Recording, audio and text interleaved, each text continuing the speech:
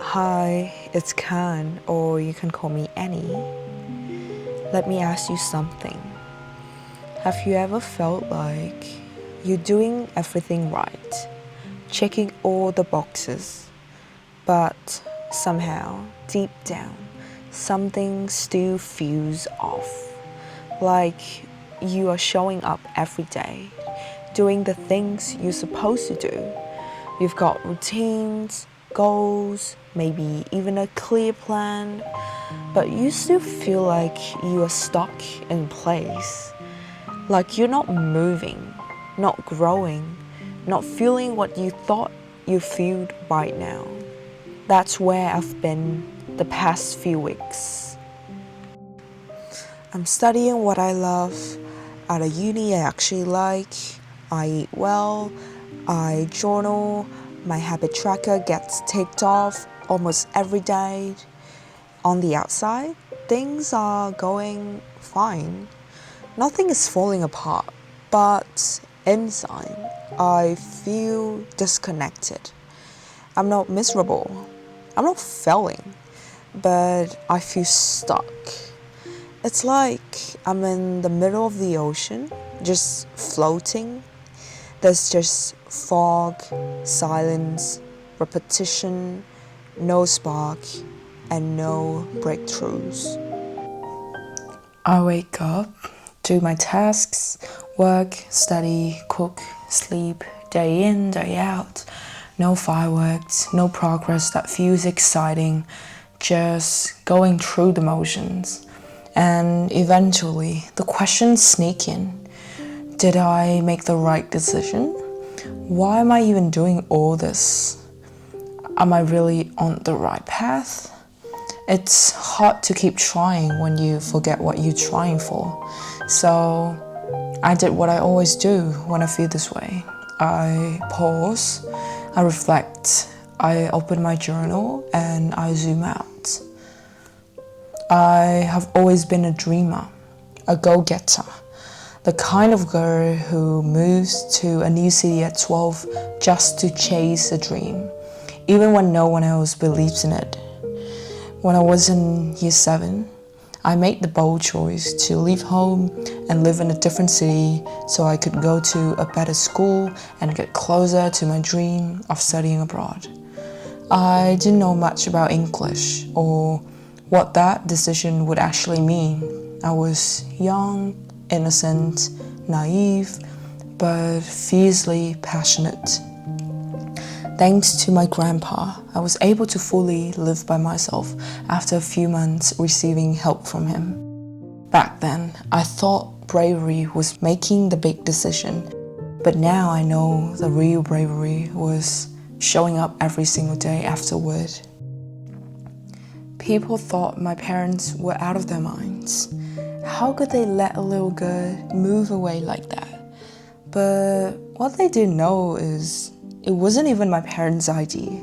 It was mine. And my parents, they support me.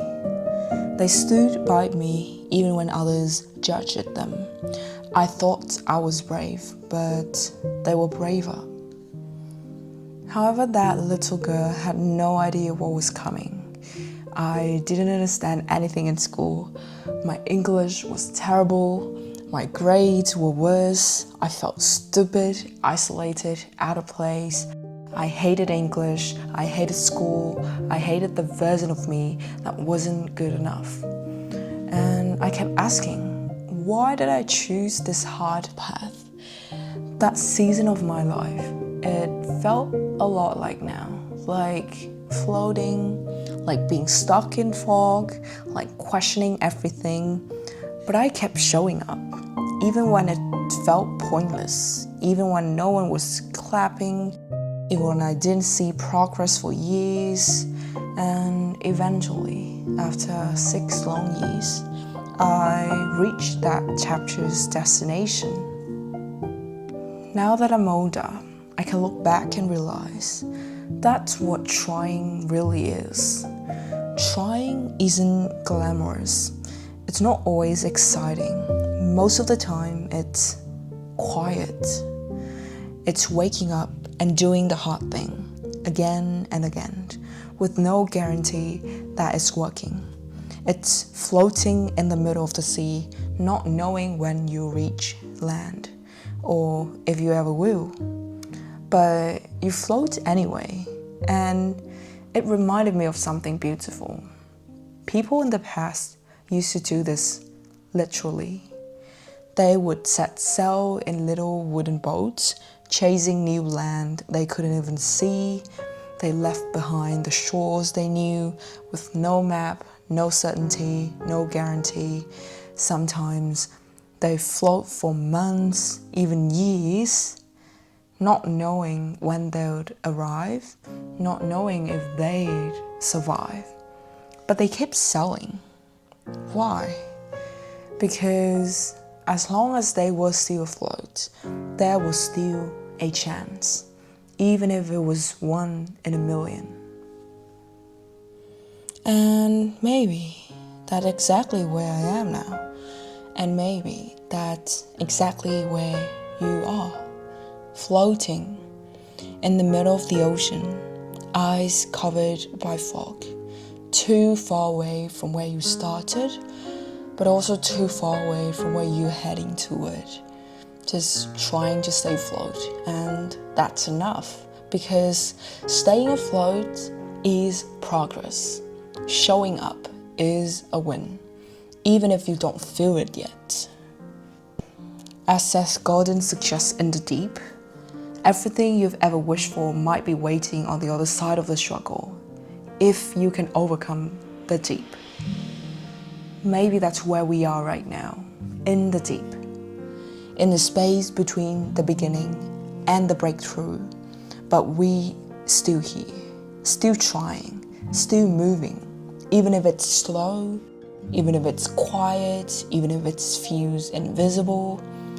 So if you are in that phase too, I just want to say that you're not alone, you're not broken, you're not behind, you are just in the middle, and that's okay. Celebrate the fact that you're still floating, that you're still waking up, still trying. Write down your why, say it out loud, remind yourself who you're doing it for. For me, I'm doing this for the girl who believed in herself as 12, for my parents who stood beside me when no one else did, for the life I know is waiting for me, even if I can't see it yet. If no one told you this today, I'm proud of you. You're doing better than you think, and just by staying afloat, you're already winning. As long as we are still staying afloat, we still have a chance, even if it's 1 in a million. If this video speaks to your heart, let me know in the comments. Tell me where you are at your journey. I'd love to hear your story. And if nothing else, let's keep each other afloat together. We're all in the sea, and even if we can't see the land yet, it's still out there.